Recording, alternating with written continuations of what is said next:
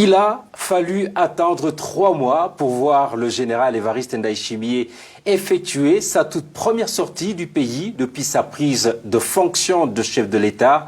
Et sans surprise, le choix s'est porté sur la Tanzanie où il s'est rendu le samedi 19 septembre. Il était attendu par son homologue tanzanien, John Pombe Magufuli à Kigoma, ville située au nord-ouest et frontalière avec le Burundi. Les deux hommes se sont confondus dans une telle affabilité que le général Évariste Ndayishimiye s'est fendu d'une surprenante déclaration de ce que nombre d'observateurs ont qualifié d'allégeance en disant que les Burundais étaient les enfants pour la Tanzanie et qu'il considérait John Magufuli comme son propre père. L'issue semble d'ailleurs comme le résultat de cette allégeance puisque Évariste Ndayishimiye a accepté toutes les demandes de John Magufuli.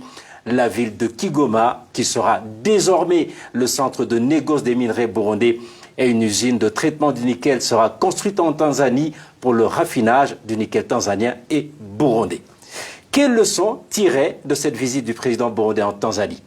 C'est autour de cette question que va tourner cette édition du Club de la Presse. Et ce sera avec nos invités, François Bizimana, rédacteur en chef adjoint de la radio Inzamba Agate Kakawe. Bonjour. Bonjour et merci. Merci d'avoir accepté notre invitation. Comme d'habitude. Comme d'habitude, ouais. Vous l'avez dit. Nous sommes également avec Emmanuel Ngengurutse, ancien sénateur et spécialiste des relations entre États. Bonjour. Bonjour, monsieur. Bienvenue également. Merci. À toutes, bonjour, bonsoir, bienvenue. Voilà donc le général Évariste Ndayishimiye qui sort pour la toute première fois du pays. François Bizimana, est-ce que le choix de la Tanzanie vous a surpris? D'abord, j'aimerais faire une petite précision. Le déplacement d'Évariste Ndayishimiye, c'est un déplacement d'État. C'est un déplacement d'État. Donc c'est une visite entre les États. Donc pour dire ce qu'il a dit, n'engage pas lui en tant qu'Ndayishimiye, mais engage le Burundi. Tout à fait. Alors, le choix de la Tanzanie, pour moi, cela ne m'a pas surpris. Du fait que la Tanzanie a toujours soutenu le CNDD-FDD depuis l'Omaki. La Tanzanie, vous savez vous-même que... Mais il y est allé en tant que chef d'État. Oui, il est allé en tant que chef d'État, mais c'est son premier déplacement depuis qu'il est au pouvoir, donc il y a 3 mois.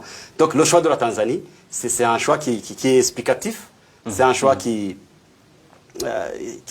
émane des relations lointaines entre Chama Cha Mapinduzi et le CNDD-FDD. Vous savez que le pouvoir tanzanien sous Kikwete beaucoup aidé à ce que le CNDD-FDD fait une pression sur le pouvoir de Buyoya. Et donc le CNDD dont est issu le président Évariste Ndayishimiye. Donc une pression qui est arrivée à des accords d'Arusha qui ont fait que le CNDD-FDD soit ce qu'il est aujourd'hui. Oui. Ça veut dire au pouvoir au Burundi.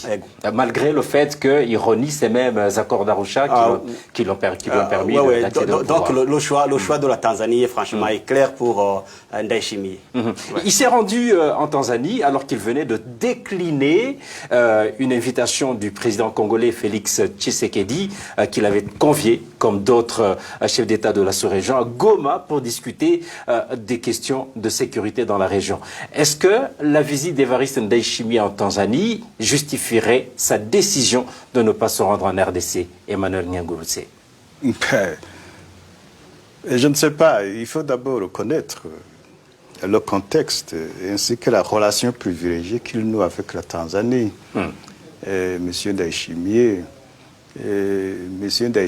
comme il l'a dit, la réponse vient de ses propres déclarations. Comme il a déclaré, les Tanzaniens sont des parents des Burundais. Et Pombe Magufuli, c'est le père de Ndayishimiye. Donc, c'est une relation très spéciale, n'est-ce pas? Presque de sang. Pas du tout alors, pas du tout.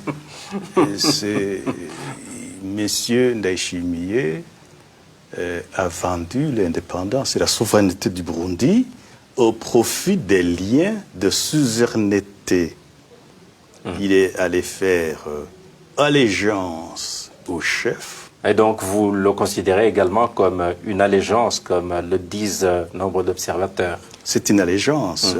Et là, il nous fait retourner en arrière au Moyen-Âge, où il y avait des liens de suzeraineté entre souverains et vassaux, n'est-ce pas? Et dans la période moderne, dans la relation, en géopolitique moderne, géostratégie d'ailleurs, moderne, où les grands États protègent les moindres États. Quand vous parlez de vassalité, donc le plus petit jurerait soumission au plus fort. Exactement. Il assure sa protection et assure également la conduite des affaires extérieures, des relations extérieures. Et c'est ce qui se fait, ça se fait dans le cas concret de la Tanzanie. Mais il a précisé que c'était juste un signe de respect pour John Pombe Magufuli. Il n'y a pas de signe de respect entre États. Les relations entre États sont régies par le droit international. Et en commençant par la Charte des Nations Unies, où il est consacré le principe de l'égalité souveraine des États. De respect mutuel. Et de respect mutuel. Et la souveraineté avec toutes les conséquences que l'on connaît. Maintenant, entre des chefs d'État, il ne peut y avoir un père et un fils. C'est impossible, monsieur Ndayishimiye. Là, il a vendu la souveraineté, il trahit la cause nationale.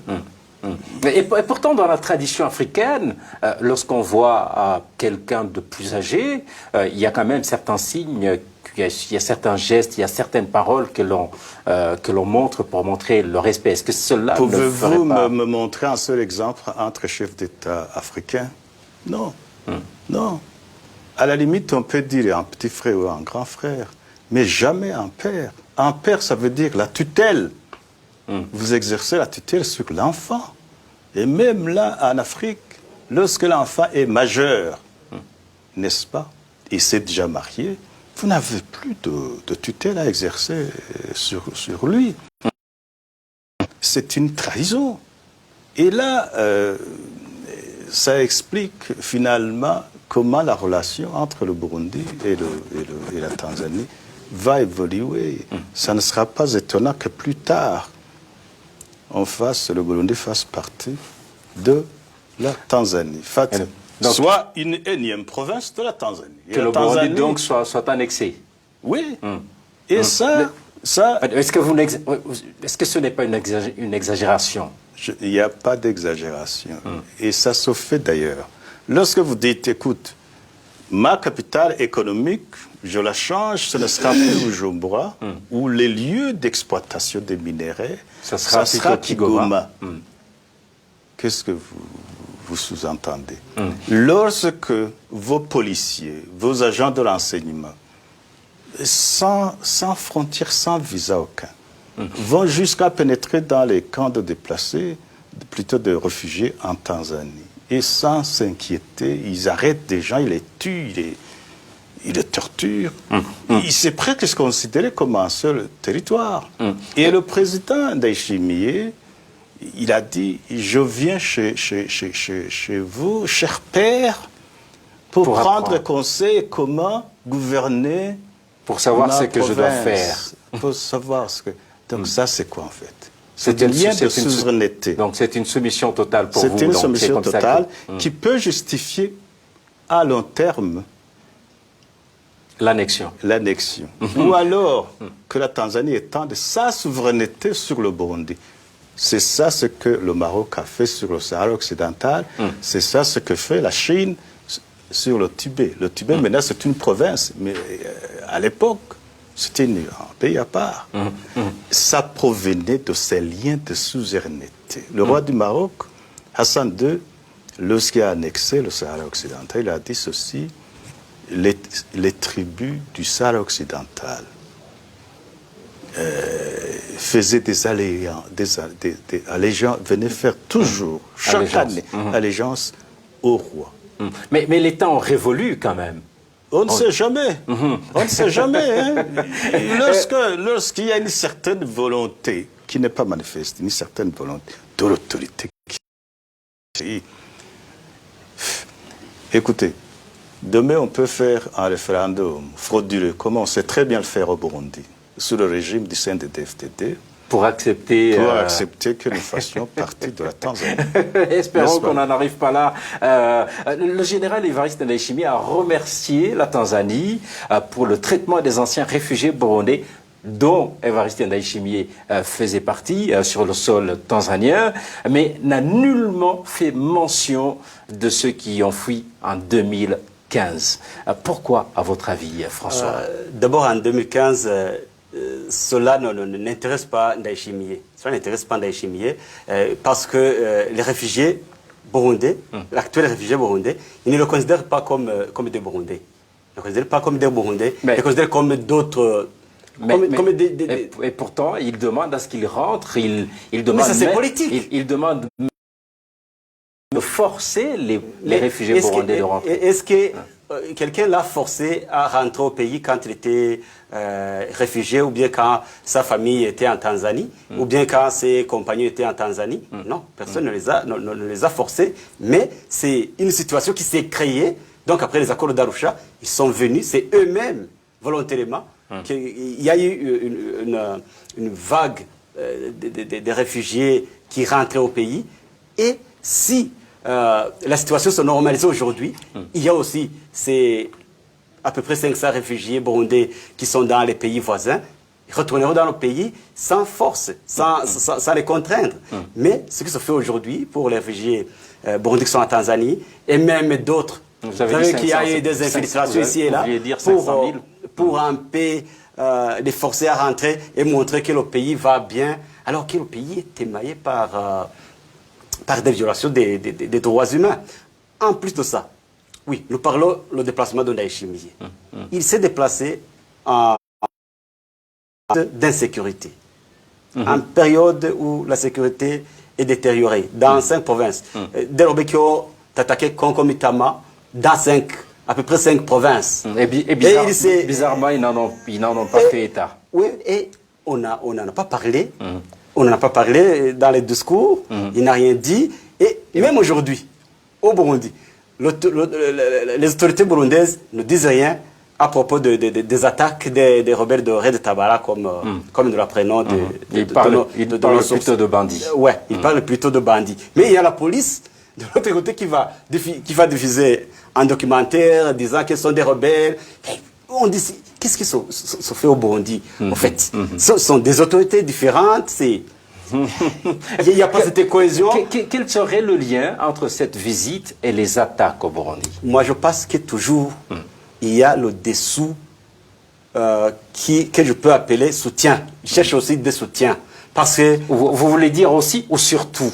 Non, pour Ndayishimiye, pour son déplacement, même si on ne l'a pas dit. C'est la protection. Même si on n'a pas dit, il a vu que son pays est en danger.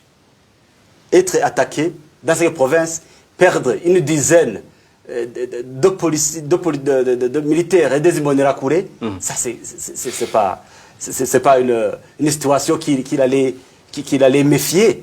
C'est-à-dire que dans son déplacement, même si on ne l'a pas dit, des sources nous apprennent qu'ils ont parlé aussi de l'insécurité dans le pays. Et donc de la protection, comme le disait tout à l'heure. De la protection, Demain, ne soyez pas surpris si vous entendez la Tanzanie achète le Burundi comme la France a acheté Mayotte. Mais cette protection par rapport, ce n'est pas une question d'achat, c'est beaucoup plus une question de protéger militairement pour l'instant. Ce sont les deux, économiquement, mais aussi militairement. Économiquement, pourquoi? Parce que le Burundi ne se suffit pas pour qu'il se paie. Ils se paient les fonctionnaires, par exemple, les salaires des fonctionnaires. Donc il y a la Tanzanie qui l'a soutenu depuis 2015, depuis que les robinets ont fermé pour le Burundi. Donc le CNDD-FDD a essayé de se rapprocher, c'était facile, à Chama Cha Mapinduzi, donc aux autorités tanzaniennes, pour qu'ils puissent avoir cet oxygène pour que financier, mais également peut-être militaire aussi, peut-être comme vous le soulignez. Espérons, vous en arrivez tous au même point qu'il risque d'y avoir une annexion du Burundi par la Tanzanie. Espérons. Dans les faits, c'est presque ça. Au niveau économique, on va revenir dessus dans la deuxième partie. Je rappelle que vous suivez le Club de la Presse, une émission produite en synergie par les radios Inzamba et RPA, ainsi que la télévision Renaissance. Le Club de la Presse est une émission que vous suivez en direct sur les pages Facebook des radios RPA et Inzamba. Ce vendredi, nous parlons de la visite du président Evariste Ndayishimiye en Tanzanie avec nos invités Emmanuel Nhengurutse, ancien sénateur et spécialiste des relations entre États, ainsi que François Bizimana, rédacteur en chef adjoint de la radio Inzamba Agate Kakawe. Venons-en maintenant justement aux questions d'économie. D'abord, Kigoma comme centre de négoce des minerais du Burundi. Est-ce une bonne affaire pour le Burundi? C'est nouveau ça, c'est nouveau que ce soit un centre de négoce des minerais. C'est très bien pour la Tanzanie. Et puis pour la Tanzanie, lorsqu'ils tirent le maximum du Burundi, c'est de bonne guerre. Hein? Les États n'ayant pas d'amis, mais des intérêts. C'est plutôt Ndayishimiye, son pays, le pays qu'il représente, qui souffre, qui perd. N'est-ce pas, la Tanzanie, en faisant ce qu'il est en train de faire avec le Burundi, lui, il a des gains à tirer là-dedans. Maintenant, Kigoma. Est-ce que le Burundi ne va pas continuer à perdre ce qu'il perdait depuis longtemps, étant donné qu'il n'y a pas de centre de négociation? On va y arriver. Mais ta première question d'abord. Kigoma, il y a des comptoirs, des minerais. Oui, pourquoi ne pas les construire au Burundi, dans la capitale économique ou politique, ou alors sur les sites d'exploitation de ces minerais? C'est pas normal. Donc là, c'est un manque de vision pour le pays.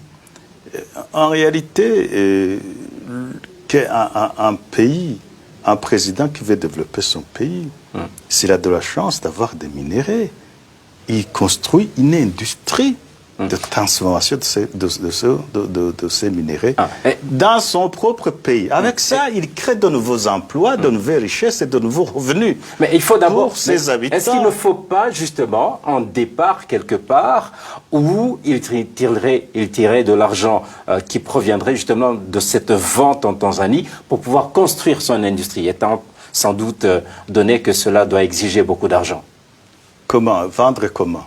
Vendre ces minerais en Tanzanie, comment? Et puis pouvoir construire cette... Non, il y a des schémas, il y a des schémas de planification et de développement d'une industrie, y compris d'une industrie minière.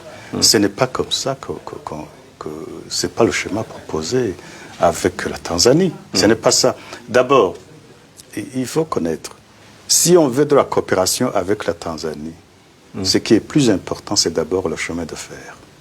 Le chemin de fer qu'ils ont par ailleurs évoqué. Ils l'ont évoqué, mais ce n'est pas le véritable chemin de fer qui avait été négocié entre tous les pays partenaires, entre tous les pays de la sous-région ainsi que les institutions internationales. Les partenaires de développement de la sous-région, ça devrait être un chemin de fer qui vient de Dar es Salaam, direct, pas sur la Tazara. La Tazara qui est presque vieillot et qui ne fonctionne pas, ça passe par des endroits très difficilement aménageables, souvent inondés, etc.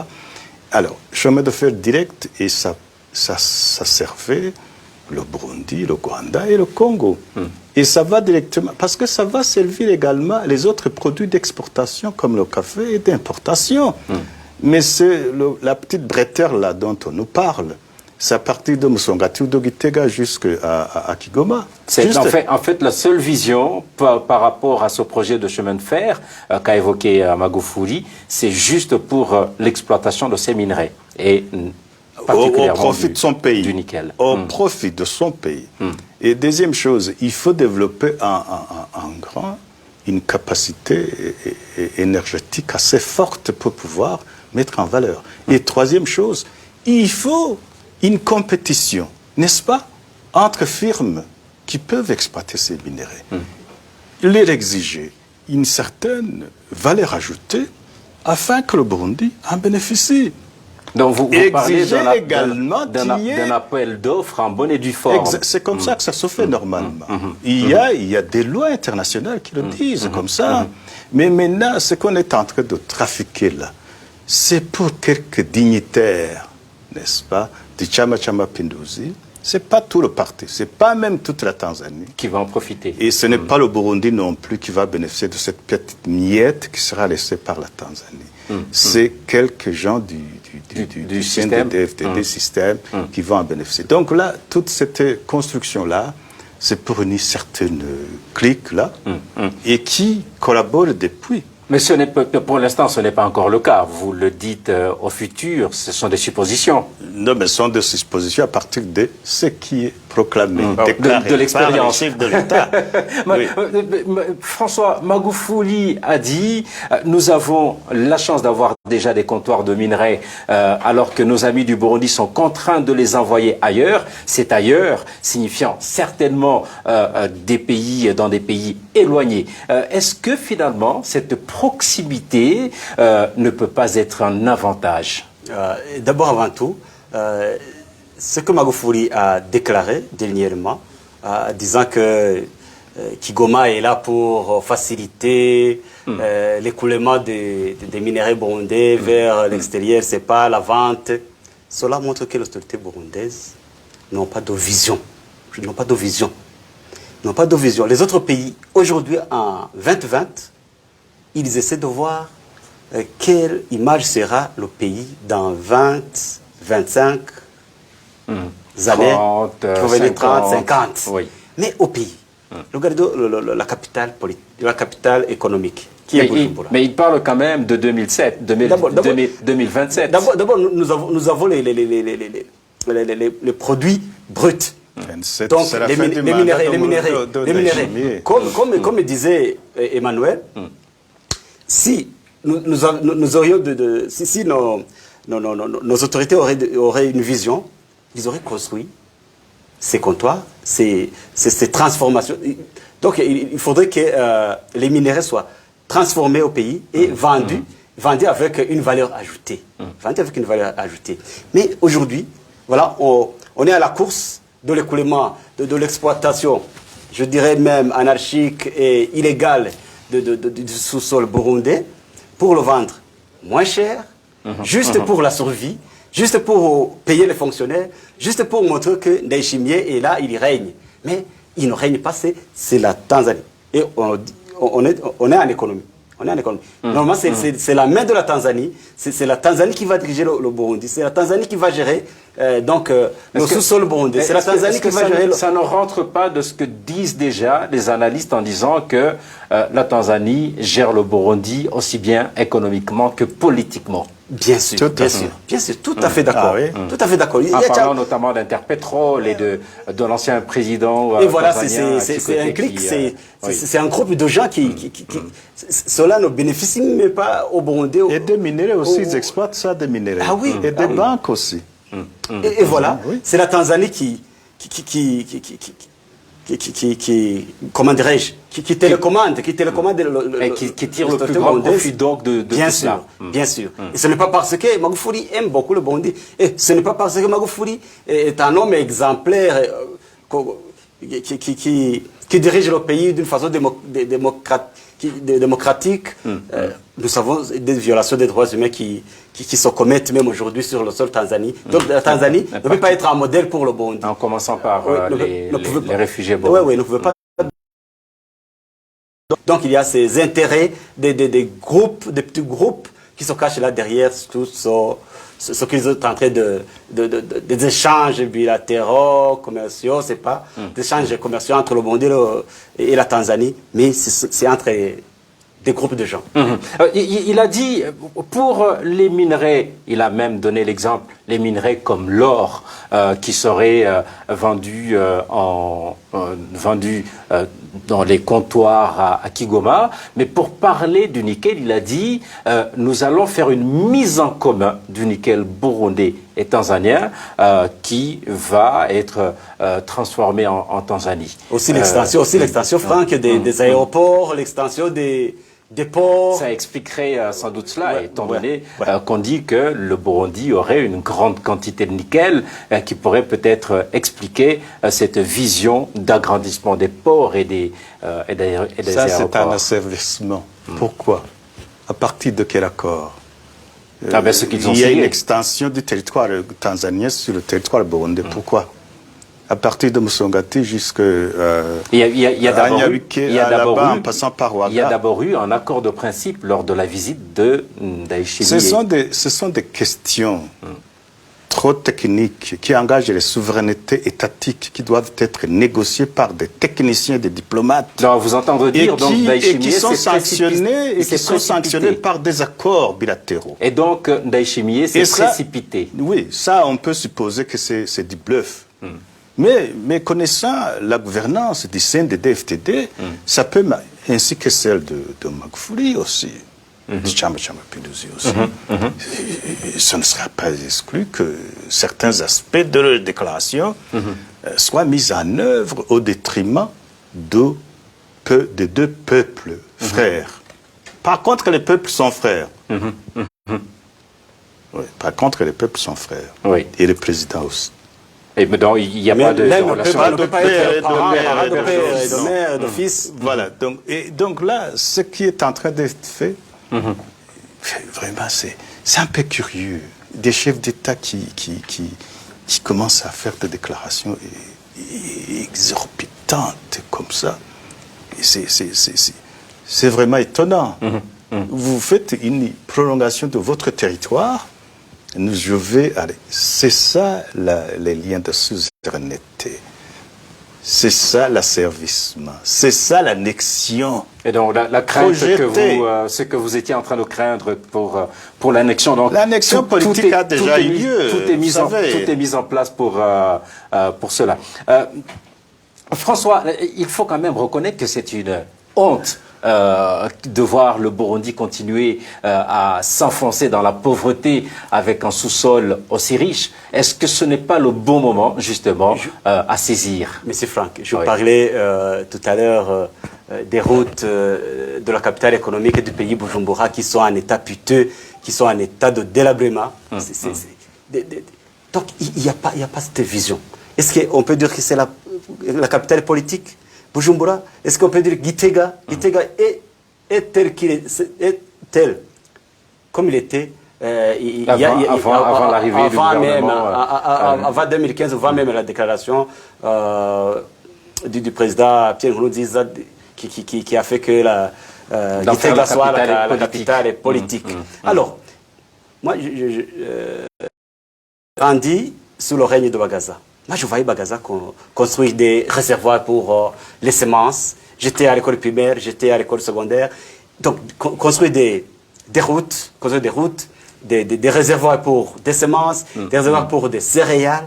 Et aujourd'hui, il n'y a aucune politique, visible à l'intérieur du pays qui montre que le CNDD-FDD est en train de gouverner. Visiblement, vous êtes tous les deux d'accord qu'il n'y a rien de bon dans les accords les accords de principe entre Magufuli et ce sont les groupes de gens. Que faut-il faire dans ce cas? Que faut-il faire pour que le Burundi trouve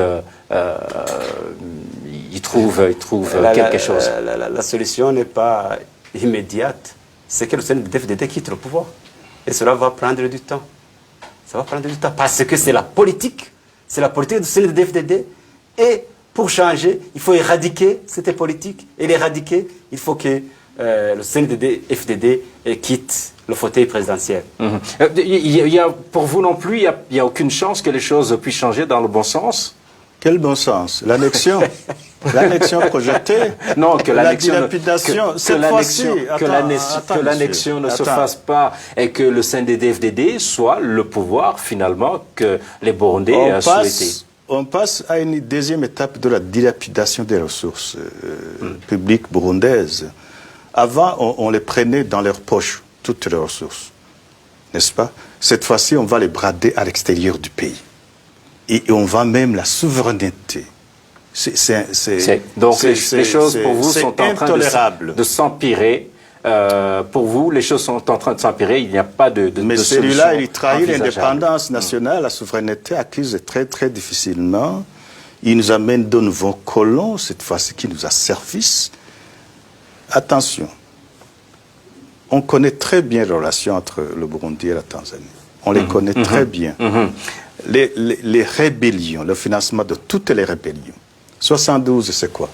Est-ce que vous connaissez un monsieur Mpacha et tout ce beau monde? Ils habitent la Tanzanie. À partir de la Tanzanie, les rébellions sont financées. Et après, on vient, on nous dit, tiens, vous avez de l'apartheid. Vous avez ces expressions-là de Hima. C'est Nyerere lui-même qui a prononcé ça au Parlement tanzanien. Ah N'est-ce pas? Que c'est dirigé par un groupe, par une clique de Hima du Sud, etc. Vous voyez, un pays, un autre pays, voisin, qui dit comme ça de choses, qui sème la zizanie et la division dans un pays. Mais bon, vous êtes en train de parler d'un monsieur qui jouit quand même d'une respectabilité et qui a peut-être aussi se racheter. Attendez. Se racheter peut-être dans le processus de négociation. Comment? Parce qu'il a divisé les négociateurs en Hutu et en Tutsi. C'est lui qui a forcé les négociateurs burundais à le sujet, de se faire. le sujet, on n'est pas dans ce sujet-là. C'était juste une parenthèse. On est en train de parler plutôt du présent et de cette visite d'Évariste Ndayishimiye. Mais naturellement, c'est toujours bien de pouvoir parler du passé pour comprendre le présent. Mais malheureusement, on n'a pas le temps pour tout ça. Oui, assez rapidement, parce que le temps nous fait quand même assez défaut. Je crois que les politiques burundaises devraient se raviser sur cette question importante. Le développement du pays, c'est à partir des ressources nationales, faites de manière endogène, avec la coopération régionale et internationale, mais sur des bases d'égalité et d'intérêts mutuellement avantageux. Ça, les CNDD-FDD aiment bien le dire également. Je ne sais pas comment, quand ils arrivent devant les Tanzaniens, la Tanzanie, ils abandonnent tout. Et tous les principes je les interpelle, vous voulez dire. les politiques CNDD et les autres, pour que ces principes de droit international, ces principes de souveraineté internationale du Burundi soient respectés. Et donc puisse les guider dans ce et tout ce qui est en train, ce qui a été dit à Kigoma soit placé dans le cadre des principes de coopération entre les États et que ce soit négocié entre experts, pas des gens qui viennent tout de suite là, ils déclarent des choses. En voilà quand même des propos que je qualifierais de beaucoup plus positifs en termes de conseils et nous espérons que les autorités burundaises pourront vous entendre. C'est donc par ces conseils que se termine cette édition du Club de la Presse. Merci à nos invités. Encore une fois, François Bizimana, rédacteur en chef de la radio Nzamba Kakawe. Merci beaucoup. Merci.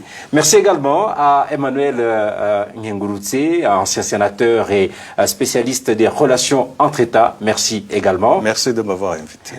Merci à toute l'équipe technique, à toutes, à tous. Rendez-vous la semaine prochaine pour un nouveau numéro du Club de la Presse. D'ici là, portez-vous bien.